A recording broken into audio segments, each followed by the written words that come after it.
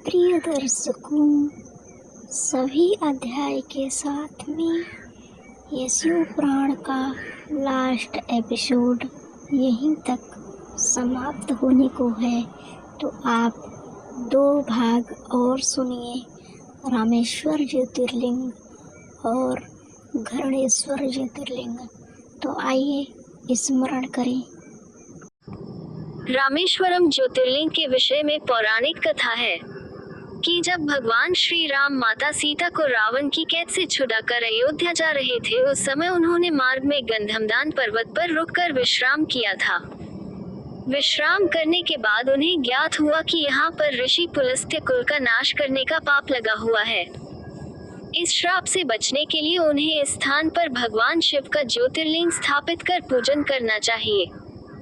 ये जानने के बाद भगवान श्री राम ने हनुमान से अनुरोध किया कि वे कैलाश पर्वत पर जाकर शिवलिंग लेकर आएं। भगवान राम के आदेश पाकर हनुमान कैलाश पर्वत पर गए, परंतु उन्हें वहां भगवान शिव के दर्शन नहीं हो पाए। इस पर उन्होंने भगवान शिव का ध्यानपूर्वक जाप किया, जिसके बाद भगवान शिव ने प्रसन्न होकर उन्हें दर्शन दिए और हनुमान जी का उद्देश्य पूरा किया। इधर हनुमान जी को तप करने और भगवान शिव को प्रसन्न करने के कारण देरी हो गई, और उधर भगवान राम और देवी सीता शिवलिंग की स्थापना का शुभ मुहूर्त लिए प्रतीक्षा करते रहे। शुभ मुहूर्त निकल जाने के डर से देवी जानकी ने विधिपूर्वक बालू का ही लिंग बनाकर उसकी स्थापना कर दी। शिवलिंग की स्थापना होने के कुछ पलों के बाद हनुमान जी शंकर जी से लिंग लेकर पहुंचे तो उन्हें दुख और आश्चर्य दोनों हुआ। हनुमान जी जिद करने लगे कि उनके द्वारा लाए गए शिवलिंग को ही स्थापित किया जाए। इस पर भगवान राम ने कहा कि तुम पहले से स्थापित बालू का शिवलिंग पहले हटा दो, इसके बाद तुम्हारे द्वारा लाए गए शिवलिंग को स्थापित कर दिया जाएगा। हनुमान जी ने अपने पूरे सामर्थ्य से शिवलिंग को हटाने का प्रयास किया, परंतु वे असफल रहे। बालू का शिवलिंग अपने स्थान से हिलने के स्थान पर हनुमान जी ही लहूलुहान हो गए। हनुमान जी की यह स्थिति देखकर माता सीता रोने लगी और हनुमान जी को भगवान राम ने समझाया कि शिवलिंग को उसके स्थान से हटाने का जो पाप तुमने किया, उसी के कारण उन्हें ये शारीरिक कष्ट झेलना पड़ा। अपनी गलती के लिए हनुमान जी ने भगवान राम से क्षमा मांगी और जिस शिवलिंग को हनुमान जी कैलाश पर्वत से लेकर आए थे, उसे भी समीप ही स्थापित कर दिया गया। इस लिंग का नाम भगवान राम ने हनुमदीश्वर रखा। इन दोनों शिवलिंगों की प्रशंसा भगवान श्री राम ने स्वयं अनेक शास्त्रों के माध्यम से की है। भारत के दक्षिण प्रदेश के देवगिरी पर्वत के निकट सुकर्मा नामक ब्राह्मण और उसकी पत्नी सुदेश निवास करते थे।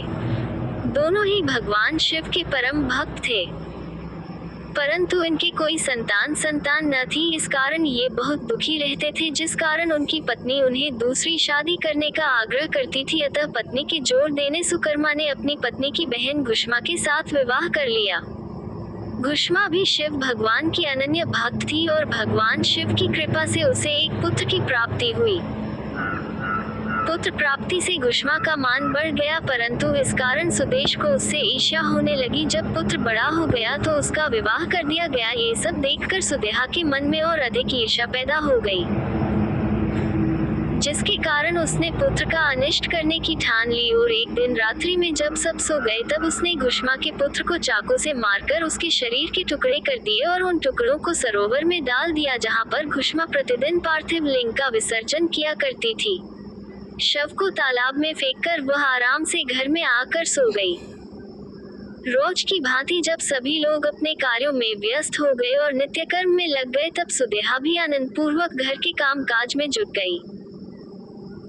परंतु जब बहू नींद से जागी तो बिस्तर को खून में सना पाया तथा मांस के कुछ टुकड़े दिखाई दिए। ये भयानक दृश्य देखकर व्याकुल बहू अपनी सास घुष्मा के पास जाकर रोने लगी और पति के बारे में पूछने लगी और विलाप करने लगी। सुदेहा भी उसके साथ विलाप में शामिल हो गई, ताकि किसी को भी उस पर संदेह न हो। बहू के क्रंदन को सुनकर घुष्मा जरा भी दुखी नहीं हुई और अपने नित्य पूजन व्रत में लगी रही। वह सुधर्मा भी अपने नित्य पूजा कर्म में लगे रहे। दोनों पति पत्नी भगवान का पूजन भक्ति के साथ बिना किसी विघ्न चिंता के करते रहे।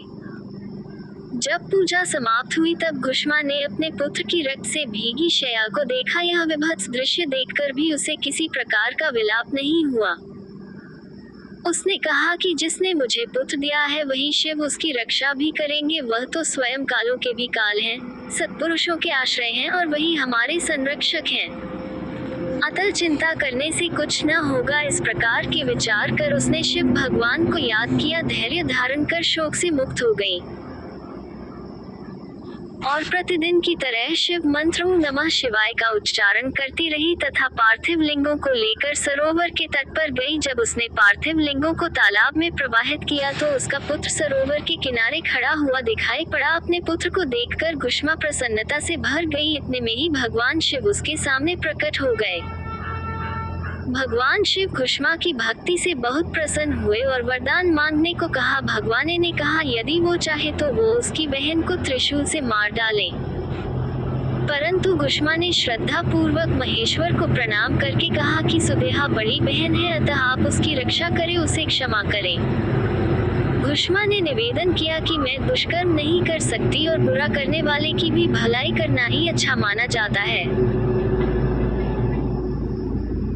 अतः भगवान शिव घुष्मा के भक्तिपूर्ण विचारों को सुनकर अत्यंत प्रसन्न हो उठे और कहा घुष्मा तुम कोई और वर मांग सकती हो। घुष्मा ने कहा हे महादेव, मुझे वर देना ही चाहते हैं तो लोगों की रक्षा और कल्याण के लिए आप यहीं सदा निवास करें। घुष्मा की प्रार्थना से प्रसन्न महेश्वर शिवजी ने उस स्थान पर सदैव वास करने का वरदान दिया तथा तालाब के समीप ज्योतिर्लिंग के रूप में वहां पर वास करने लगे और घुष्मेश्वर के नाम से प्रसिद्ध हुए। उस तालाब का नाम भी तब से शिवालय हो गया।